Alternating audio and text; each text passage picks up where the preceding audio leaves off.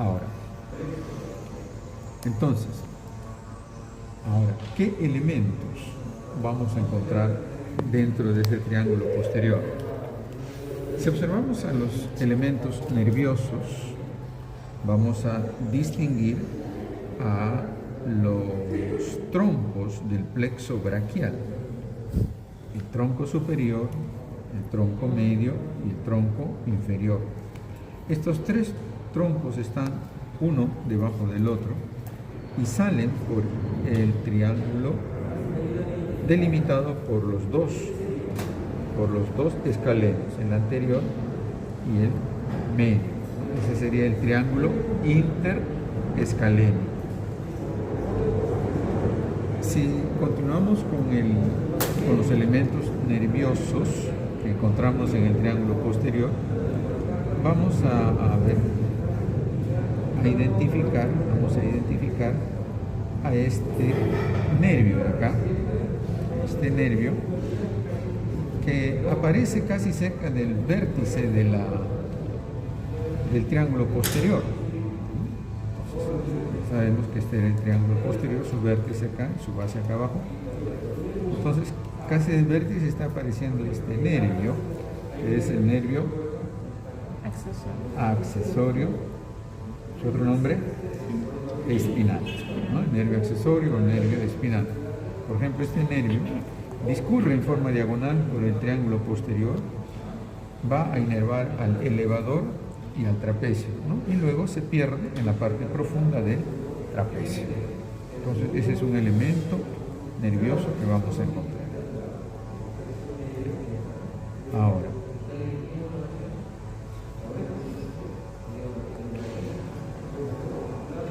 veamos.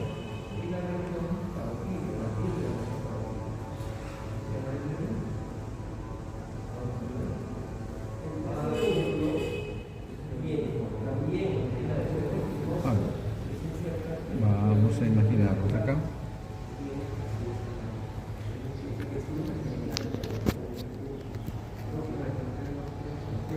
Mira. En esta región correspondiente al triángulo posterior del cuello, vamos a ver también como componente nervioso la emergencia, la salida de las ramas superficiales del plexo cervical. Tenemos un plexo cervical, un plexo braquial y un plexo lumbosacro. Todos ellos, estos plexos, se han formado a partir de las ramas anteriores de los nervios raquídeos o nervios espinales. ¿Sí? Las ramas posteriores no dan plexos, no se unen entre sí. Solamente cuando hablamos de plexo es que se han formado por las ramas anteriores de los nervios raquídeos.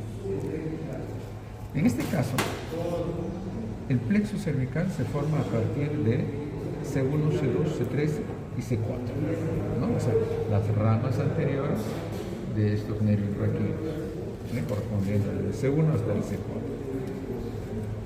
Este plexo cervical tiene ramas superficiales. Las ramas superficiales son sensitivas, o sea, se dirigen hacia la superficie, hacia la piel, para captar los estímulos.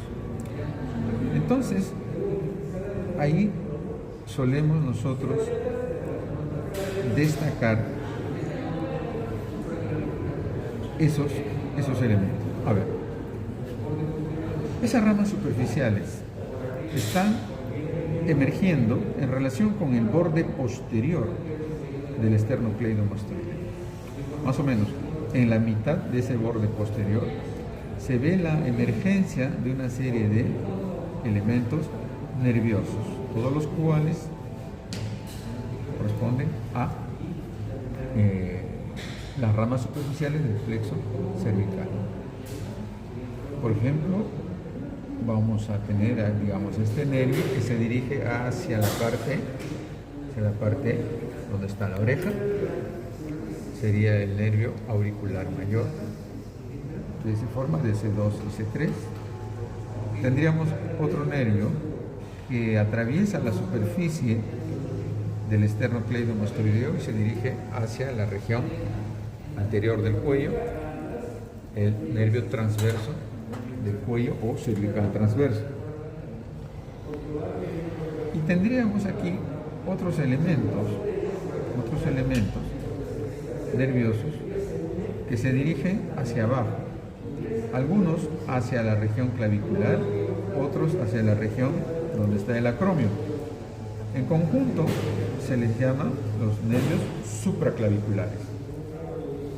¿Bien? Se originan de C3 y de C4 principalmente. ¿Ya? De C3 y C4. Entonces, estas serían las ramas superficiales del plexo cervical y que se observan emergiendo, repito, a nivel del borde posterior del esternocleidomastoideo, más o menos en la mitad. Entonces, todos esos, de alguna manera, vendrían a ser los elementos nerviosos que vamos a encontrar en este triángulo posterior. En relación a los elementos vasculares, destacamos aquí en el triángulo posterior la presencia de la arteria subclavia. La presencia de la arteria subclavia. Entonces, ahí vamos a tener a la arteria subclavia pasando por la parte más inferior. Específicamente sería el triángulo homoclavicular.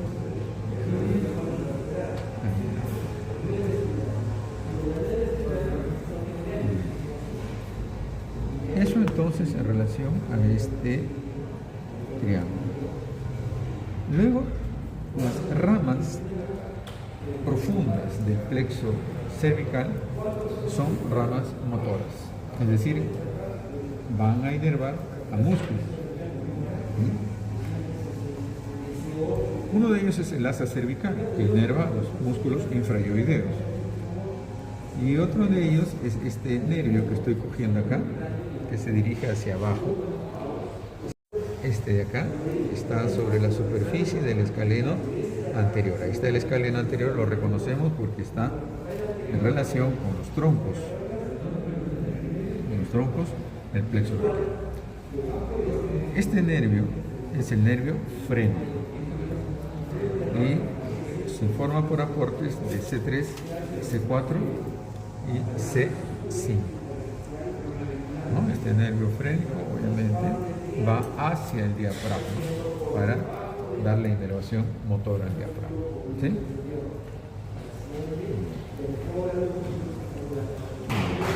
Entonces ahí vamos a tener a ese elemento nervioso.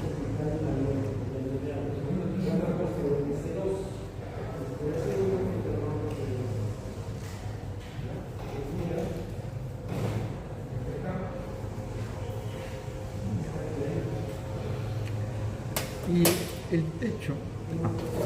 el techo de este triángulo posterior que lo va a estar cubriendo sería el músculo platismo, ¿no? El músculo también llamado músculo cutáneo. Bien. Entonces, eso es. Vayan revisando, por favor. Vamos a ver si ya pueden empezar. Esternocleidomastoideo. Entonces será el triángulo posterior. Muy bien. La otra parte del día de hoy va a referirse a la región posterior del cuello. Y la región posterior del cuello le llamamos coloquialmente nuca, ¿no? La nuca. Bien. Entonces la nuca está en la parte posterior. Y en la nuca, posterior del cuello, y en la nuca vamos a encontrar unos músculos superficiales, el trapecio y el elevador de la escápula, y unos músculos profundos. Estos músculos profundos, a su vez, se agrupan en un componente superficial, llamado los esplenios, un componente intermedio, los complejos, y un componente profundo, los occipital. Muy bien. Entonces lo tenemos acá. Y vamos a imaginar que mi mano es la parte superior del trapecio, entonces, lo cubro ahí. Está cubierto. Es la parte superior, la que tiene fibras descendentes. Entonces, ese músculo estaría siendo, digamos, un músculo superficial. Lo estudiamos en miembro superior. Igual el otro, el elevador de la escápula, también lo estudiamos en miembro superior. Entonces, saco el trapecio y entonces lo que voy a empezar a observar ya serían los músculos profundos, los músculos propios del cuello. Y entonces, en el primer plano, o sea, en el plano más superficial de estos músculos profundos, corresponde ver a los esplenios. Hay un esplenio de la cabeza y un esplenio del cuello. Entonces, fíjense, aquí tenemos el más grande, este de acá, vendría a corresponder al esplenio de la cabeza, ¿no? El esplenio de la cabeza. Ahí estaría el esplenio de la cabeza. El esplenio de la cabeza se va a originar en el ligamento nucal, en la apófisis espinosa de C7 y en la apófisis espinosa de T1 hasta T3. Y miren, luego las fibras se van hacia arriba y hacia afuera. ¿Y dónde se van a insertar? ¿Dónde se van a insertar? En la apófisis mastoides, en la cara lateral de la apófisis mastoides. Entonces se está yendo. ¿Pero solamente ahí? No. También lo va a hacer en la línea nucal superior, ¿no? En el tercio lateral. Lateral. Ya con que aprendamos que es línea nucal superior, no hay problema. La línea nucal superior. Entonces, la función de este músculo que está yendo a insertarse en estructuras de huesos del cráneo, lo que va a hacer es principalmente extender la cabeza cuando la contracción es de los dos músculos de ambos lados.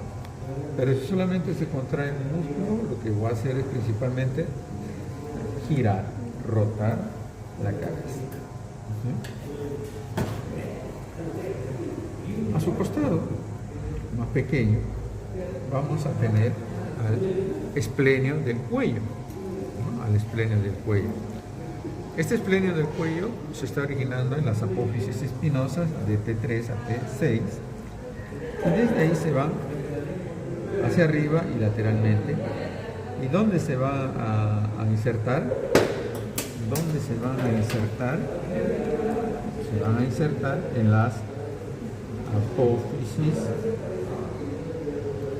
apófisis transversas, ¿no? Del atlas, del axis y de la tercera vértebra cervical, o sea, en las apófisis transversas de C1, C2 y C3. ¿Sí? Entonces, este músculo se está originando y se está insertando en alguna parte de las vértebras cervicales. Su función, principalmente, cuando está contraído de forma bilateral, va a ser la extensión del cuello. Ya no de la cabeza. ¿No? ¿Por qué? Porque no se inserta en el cráneo, sino en el mismo esqueleto cervical. Entonces, extiende el cuello. Pero cuando se contrae unilateralmente, contribuye a rotar la cabeza. Entonces, tenemos a estos dos músculos. Por debajo de estos músculos, que son los esplenios, ¿sí? Por debajo de los esplenios, vamos a tener el plano de los complejos. ¿Sí? El complejo mayor, en la parte media, ahora llamado semiespinoso de la cabeza.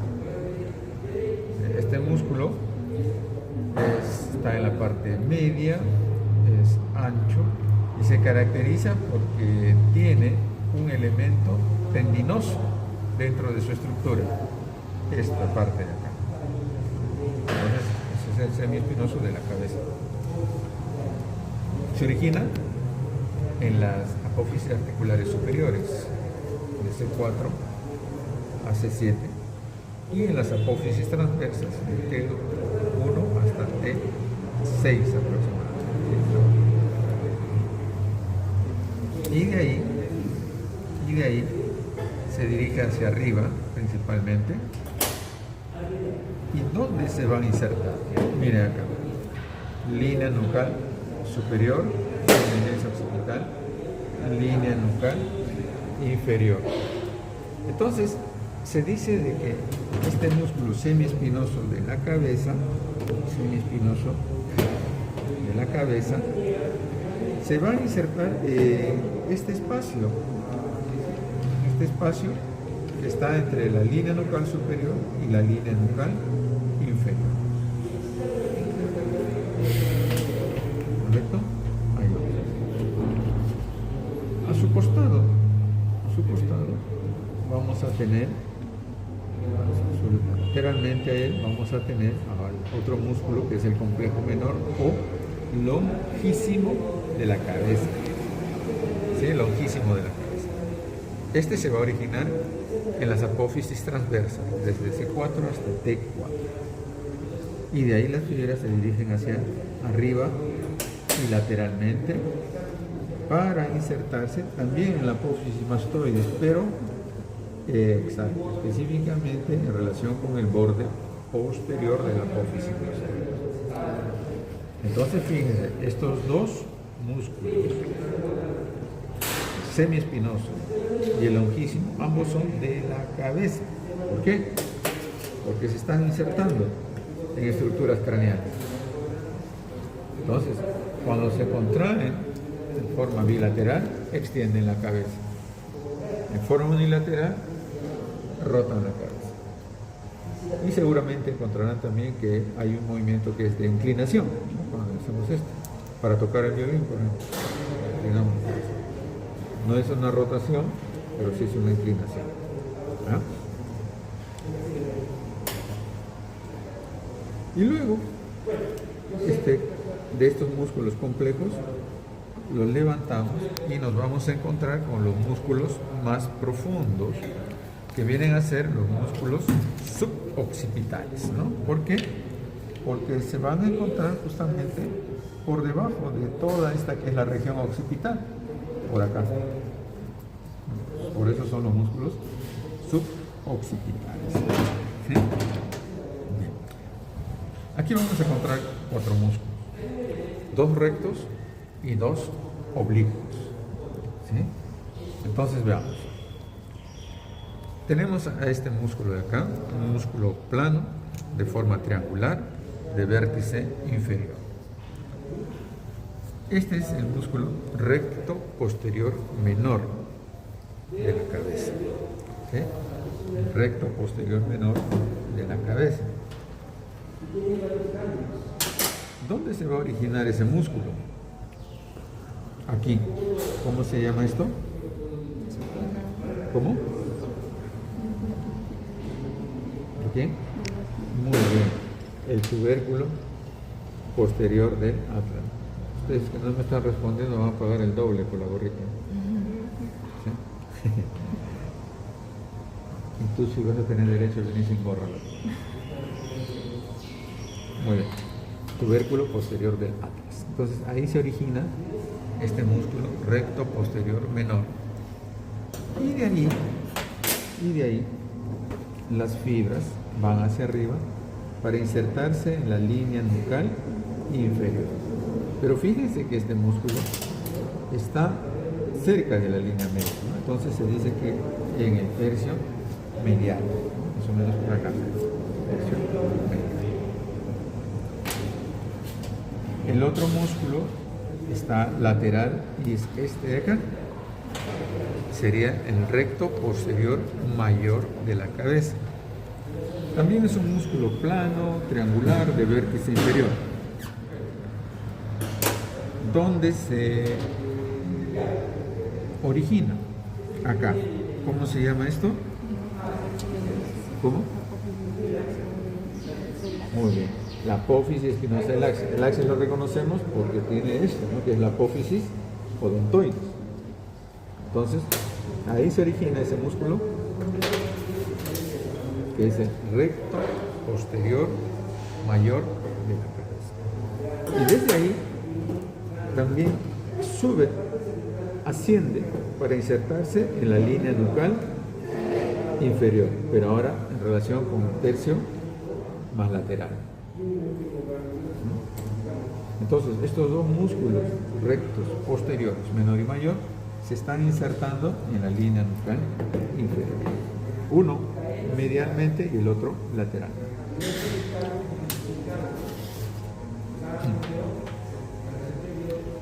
Luego vamos a tener dos músculos oblicuos. Uno, este de acá, por ejemplo, llamado músculo oblicuo mayor, que por su posición es inferior, ¿no? También músculo oblicuo inferior. Entonces, este es el músculo oblicuo mayor o músculo oblicuo inferior. ¿Dónde se origina? Acá. ¿Cómo se llama esto? Apófisis espinosa del axis. ¿Y en dónde va a insertarse? Miren, desde acá va diagonalmente hacia arriba y se inserta acá. ¿Y qué cosa es esto? Apófisis transversa del axis, ¿no? Entonces se inserta así en esta dirección. Este es el oblicuo mayor, igual del otro lado. El oblicuo mayor, o también llamado oblicuo inferior. Entonces, fíjense, este músculo tiene esa orientación, oblicuo, hacia arriba y hacia afuera. Por lo tanto, cuando se contrae, ¿cuál será su función? Rotar la cabeza. Y eso ocurre cuando el atlas rota en relación al axis, ¿no? Estos dos, ¿qué cosas van a formar? La articulación atlanto-axoidea.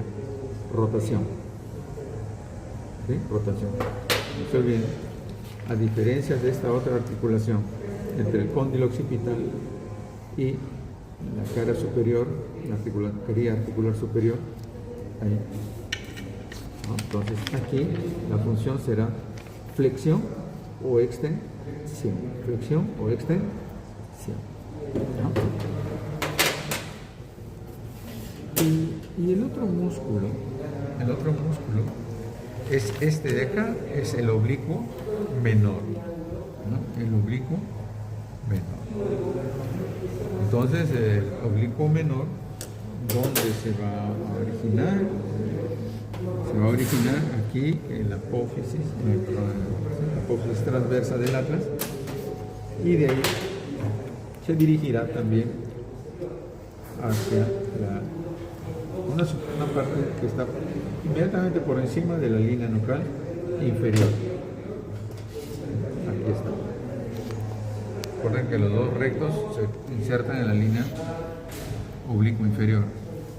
Cambio este un poquito más por arriba de la línea oblicuo inferior. Entonces, ahí van a estar esos músculos.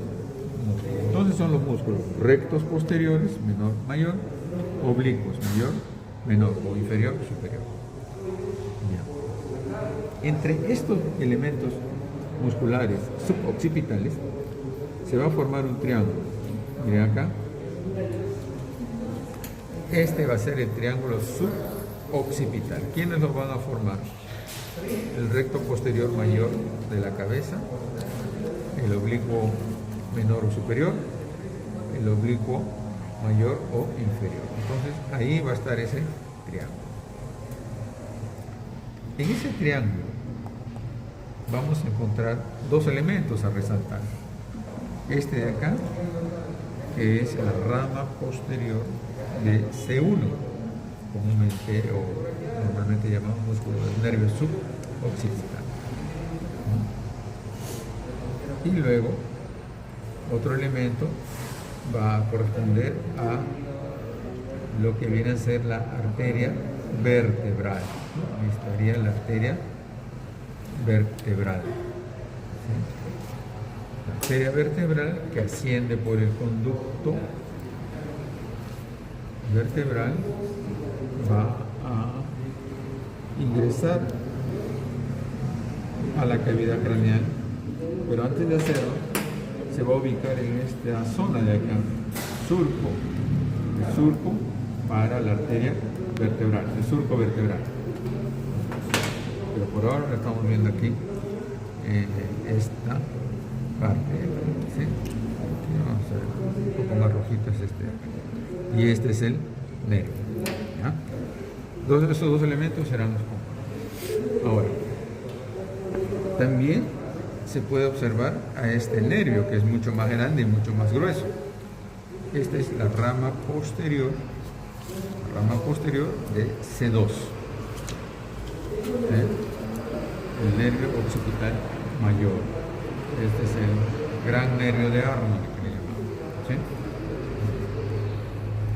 Entonces, a estos músculos suboccipitales los inervará ramas de C1 y la irrigarán ramas de la arteria vertebral. En cambio, a los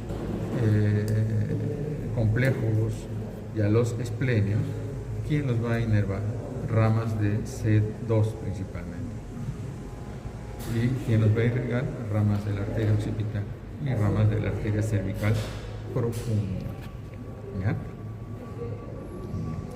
Entonces, de esta manera se puede observar que en la nuca el grupo de músculos profundos se organiza en tres planos.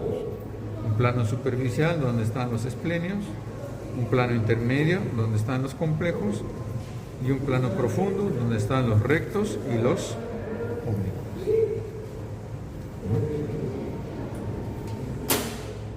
Bien. Entonces básicamente eso era lo que correspondía a